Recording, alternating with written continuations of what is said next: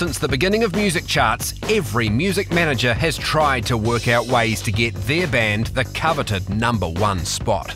The way the charts were compiled, the album chart and the single chart, was there was a number of designated record stores throughout New Zealand, about 15 to 20 stores, where if you bought a single or an album, it would be marked off. You'd sit down and just like write, and I'd sold 3 of that, 2 of that, etc., etc. And then on Monday, this little old lady used to come around to the shops and just pick the thing up and take it away, and they'd just type up the results. Basically, if you knew where the record return stores were, you could go in and buy copies of records, and it didn't take a lot to get a single or an album up in the charts. You write down, I sold 25 of that, and you'd ring your friends up in the other shops and say, can you write down 25?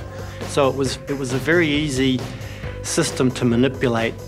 And there was one particular case where a My Sex album entered the New Zealand charts at #1 before it was released, because there was a delay in the pressing.